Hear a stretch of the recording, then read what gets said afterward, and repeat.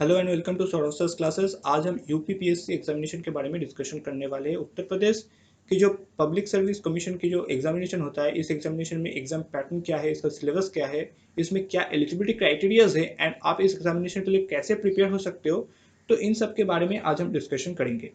तो ये एक state level public service commission examination है in the state of UP. तो ये जो एग्जामिनेशन है it is popularly named as Uttar Pradesh combined state और upper subordinate exam conducted by the Uttar Pradesh Public Service Commission. The UPPSC is the name derived from Uttar Pradesh Provisional Civil Services. तो इस examination के माध्यम से जो candidates है वो different various important post में डिपोर्ट होते, like land revenue, general administration and land records and so on.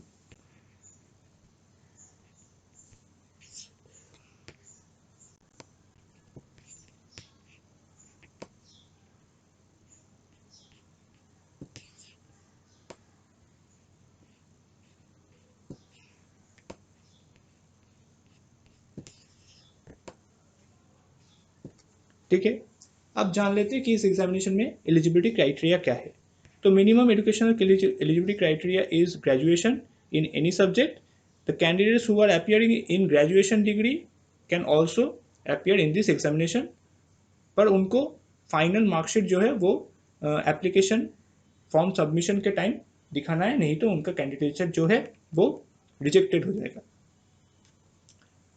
Age limit जो है minimum is 21 and maximum is 40।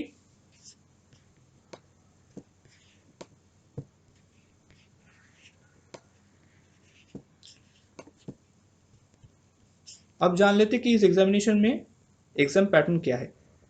तो ये जो एग्जामिनेशन है ये दो पोर्शन में डिवाइडेड है। पहला जो है it is pre examination and दूसरा जो है उसके बाद एक मेंस एग्जामिनेशन होता है और उसके बाद एक इंटरव्यू राउंड कंडक्ट किया जाता है।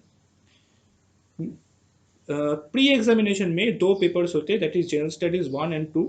जो जनरल स्टडीज 2 पेपर है it is similarly like in the IAS paper CSAT, जो कि एक एप्टीट्यूड पेपर है। और जनरल स्टडीज 1 में आपका जो 150 नंबर ऑफ क्वेश्चंस आते हैं और total marks is 200 and general studies 2 paper also consist of 200 marks but there are 100 questions. General studies paper 2 is qualifying in nature, तो स्टूडेंट्स को मिनिमम 33% उसमें मार्क्स जो है उन्हें कैरी करना पड़ेगा to be eligible for the mains examination. UPPSC का जो प्री पेपर है ये सिर्फ एक स्क्रीनिंग एग्जामिनेशन है जो सिर्फ स्टूडेंट्स को फिल्टर करता है, मतलब मेरिट लिस्ट बनाने के टाइम में इसके जो मार्क्स है ये नहीं जुड़ा जाएगा। तो आपको ये ध्यान में रखना है कि ये जो एग्जामिनेशन है it is only a screening examination to filter students और filter the candidates who are appearing for the UPPSC examination. तो इसके जो मार्क्स है ये फाइनल मेरिट लिस्ट में नहीं जुड़ा जाएगा। जो कैंडिडेट्स प्री एग्जामिनेशन क्वालिफाई करते हैं वो मेंस का एग्जामिनेशन दे सकते हैं। मेंस एग्जामिनेशन में 8 सब्जेक्ट से, पहला है जनरल हिंदी, उसके बाद आता है एसे और फिर 4 जनरल स्टडीज के सब्जेक्ट से एंड उसके बाद 2 ऑप्शनल पेपर है। ऑप्शनल सब्जेक्ट्स में आप एग्रीकल्चर, बोटनी, स्टैटिस्टिक्स, जियोग्राफी या फिर कोई भी language paper like Bengali, Gujarati जो इंडियन लैंग्वेजेस में है वो आप चूज कर सकते हो।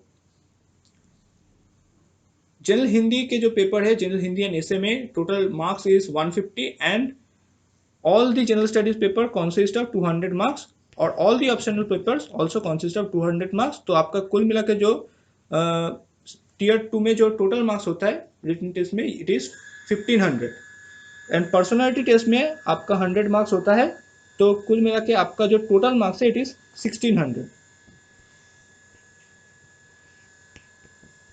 तो 1500 का टीयर 2 पेपर है एंड टोटल मार्क्स अगर आप पर्सनालिटी टेस्ट के साथ आप इसको जोड़ोगे तो आपका जो टोटल मार्क्स है मतलब 1600 मार्क्स के ऊपर ही आपका मेरिट लिस्ट बनेगा। यूपीएससी के जो यूपीपीएससी के जो इंटरव्यू है इसका कोई तो पर्टिकुलर पैटर्न नहीं है, ये board to board, student to student differ करता है। ये इंटरव्यू जो कंडक्ट किया जाता है it is in on the premises of UPPSC in Prayagraj, and candidates को जो है उन्हें कैंडिडेट्स को जो है वो वहाँ पर विजिट करना पड़ता है और अपना इंटरव्यू क्लियर करना पड़ता है।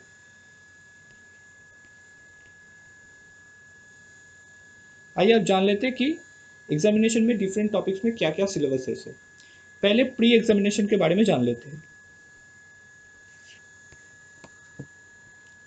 प्री एग्जामिनेशन में पेपर 1 के जो सिलेबस है, it is basically based on current events of national and international importance, Indian history and national movement, Indian and world geography, Indian governance and polity, social and economic development, demographic sustainable development, environmental ecology, climate change, biodiversity and general science।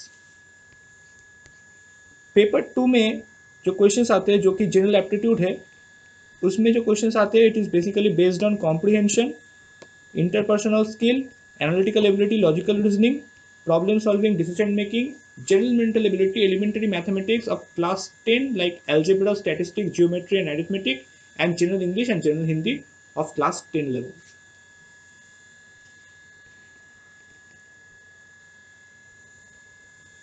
इसके बाद जो mains paper में एसे paper होता है उसमें जो questions आते हैं it is basically based on 3 sections. तो हर एक सेक्शन में से आपको एक टॉपिक चूज करना पड़ता है और मिनिमम जो है 700 वर्ड्स में आपको उसके ऊपर लिखना पड़ेगा।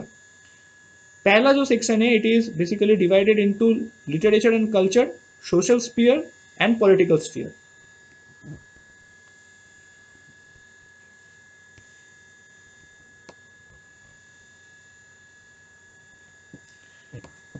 दूसरा जो टॉपिक है it is basically divided into science, environment and technology, economic sphere, agriculture, industry and trade। And in this section 3 it is basically divided on national international events, natural calamities and landslide, earthquake, dengue, drought etc, and national development programs and projects। तो 3 sections होते हैं और हर एक section में से आपको एक topic choose करके उसके ऊपर 700 वर्ड्स में एक ऐसे तैयार करना है। जनरल स्टडीज़ पेपर 1 में जो सिलेबस है ये काफ़ी वास्ट सिलेबस है जनरल स्टडीज़ का। तो आपको जो सिलेबस है इसको अच्छी तरीके से देख लेना है। From this you can take a screenshot from in this slide. तो मैं एक बार आपको बता देता हूँ कि क्या क्या टॉपिक्स है जो इम्पोर्टेंट है। That is history of Indian culture will cover the salient aspects of art, reform, literature and agriculture, modern Indian history, the freedom struggle of India, post-independence consolidation and reorganization within India, history of India will include events like from 18th century to 20th century like fascism, Nazism, socialism, industrial revolution, world wars, etc. Salient features of Indian society and culture, role of women in society, meaning of liberalization, privatization and globalization। इसके अलावा भी social empowerment, distribution of major natural resources etcetera ये सब पड़ता है। और इसके अलावा भी आपको उत्तर प्रदेश के बारे में काफ़ी नॉलेज रखना चाहिए टू क्रैक दिस पेपर। तो यहाँ पर स्पेसिफिक नॉलेज जो है static knowledge like history, culture, art etcetera and specific knowledge about the UP geography, इसके ऊपर भी आपको जो है आपको ध्यान देना चाहिए। और इसके बाद जो आता है इट इज़ जनरल स्टडीज़ 2। तो इसमें ज़्यादातर जो क्वेश्चन है वो Indian constitution, functions, responsibilities, role of finance commission in central, separation of powers, dispute redressal mechanism and institution, comparison of Indian constitution, मतलब कॉन्स्टिट्यूशन के ऊपर क्वेश्चन आते हैं, लेजिस्लेचर कॉन्स्टिट्यूशन के ऊपर जो है क्वेश्चन आते हैं। हमारे कॉन्स्टिट्यूशन और स्ट्रक्चर, उसके इफेक्ट्स, इन सब के ऊपर क्वेश्चंस आते हैं और आपको ये सब ध्यान में रखना है। काफ़ी वास्ट सिलेबस है जैसे कि आप देख सकते हो। तो आपका हर एक पॉइंट्स, हर एक टॉपिक्स जो है वो अच्छी तरीके से देख लेना है और उस तरीके से अपने आप को तैयार करना है to crack this type of examination. इसका सिलेबस करीब करीब आईएएस एग्जामिनेशन की तरह ही है, तो कोई भी आईएएस एस्पिरेंट्स जो उत्तर यूपी स्टेट में है तो वो भी उनके लिए भी ये एग्जामिनेशन देना काफ़ी फैमिलियर होगा, वो काफ़ी फैमिलियर होगा एक टाइप ऑफ सिलेबस से। इसके अलावा जनरल स्टडीज़ पेपर 3 में जो सिलेबस है, it is basically on economic planning in India, objectives achievements, issue of poverty unemployment, major cause, food processing, science and technology, awareness in the fields of information and communication and technology, environmental security and ecosystem, law and order and civil defense with special reference to UP. अब general studies 4 जो paper है, it is basically based on human interface and ethics, aptitude and foundational values of civil service, integrity, impartiality. तो ये काफ़ी important paper है, क्योंकि इस paper में से जो एस्पायरेंट्स है उनकी जो इंटेलेक्चुअल एबिलिटी है, थिंकिंग स्किल्स है, वो सब चेक किया जाएगा। इंटेलेक्चुअलिटी इस पेपर में से किसी भी कैंडिडेट का जो है वो रिफ्लेक्ट रहेगा। आइए आप जान लेते हैं कि कैसे हम इस एग्जामिनेशन के लिए प्रिपेयर हो सकते हैं और उसके ऊपर थोड़ा डिस्कस करते हैं।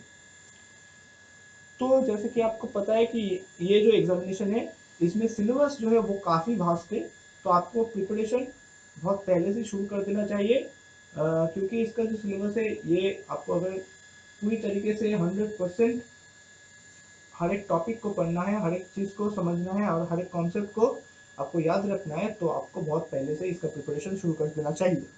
तो इसके लिए एक प्रॉपर स्टडी प्लान आप पहले बना लीजिए कि कौन से सब्जेक्ट को कब पढ़ेंगे, कौन से मंथ में पढ़ेंगे, उसके लिए कितना ड्यूरेशन टाइम आप अलॉट करेंगे। और इसके लिए आपको हर दिन का एक अलग टाइम, मतलब हर दिन का एक टाइम टेबल बना लेना चाहिए, जिसको आप रेगुलरली स्ट्रिक्टली फॉलो करोगे। और अगर उस टाइम टेबल को आप फॉलो करोगे तो आपका जो मतलब जो बिग स्टडी प्लान है वो भी कंप्लीट हो जाएगा। पढ़ाई शुरू करने से पहले और कोई भी स्टडी शुरू करने से पहले उसका सिलेबस आप ज़रूर देख ले और सिलेबस को अच्छी तरह से समझ ले, तो इसके साथ जो है आपका स्ट्रेंथ्स एंड वीकनेसेस आपकी आंखों के सामने होगा और आप अपने प्रिपरेशन को सही रास्ते में ले जा पाओगे। इसके बाद जो है इस एग्जामिनेशन में रेगुलर बेसिस में करंट अफेयर्स, जीके अपडेट्स को आप रेगुलर बेसिस में चर्चा कीजिए और हमेशा अपडेटेड रहिए, क्योंकि इसमें जो जनरल अवेयरनेस और जनरल नॉलेज के पेपर्स है और काफ़ी सारे क्वेश्चन जो है वो ऐसे टॉपिक से आते हैं और ये टॉपिक बहुत स्कोरिंग भी होता है अगर आप ठीक तरीके से अगर रेगुलर बेसिस पे प्रैक्टिस करोगे तो। इसके बाद आपको रेगुलर बेसिस में mock test and previous year questions check करना चाहिए। तो प्रीवियस ईयर क्वेश्चंस देखने से आपको जो है आपको क्वेश्चन पैटर्न के बारे में एक अच्छा आइडिया मिलेगा और आपके प्रिपरेशन में भी वो काफ़ी बड़ा इफेक्ट करेगा। Practice is the key to success. बहुत ज़्यादा प्रैक्टिस करना है आपको, रिगोरस तरीके से हर दिन, हर सुबह रात बहुत प्रैक्टिस करना है और हर दिन आपको मॉक टेस्ट देना है। पहले पहले हो सकता है कि आपके मॉक टेस्ट के जो रिजल्ट है वो खराब आए, पर आपको निराश नहीं होना है और उससे आपका सेल्फ असेसमेंट करके आगे बढ़ना है और अपने आप को तैयार करना है फॉर दिस एग्जामिनेशन।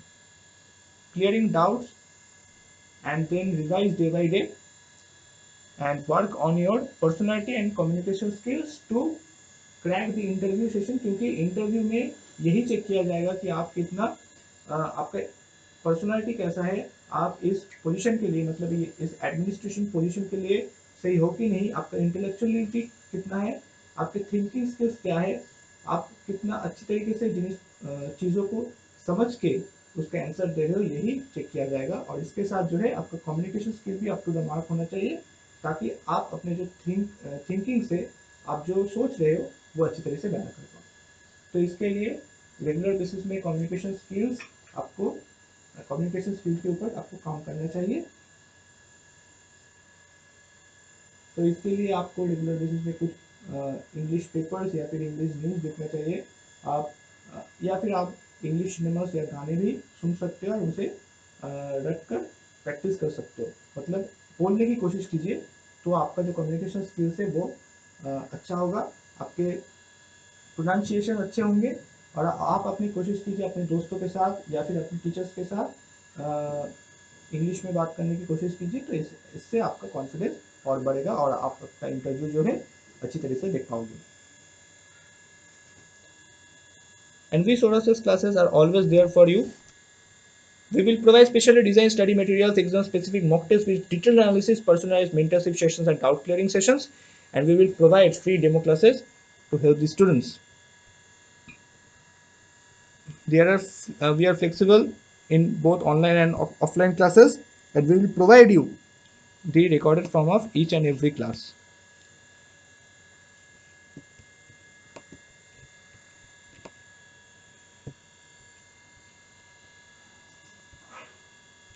तो इसके साथ आज का ये डिस्कशन यहाँ पर खत्म होता है। I think all the students out there gain full clarification about this examination.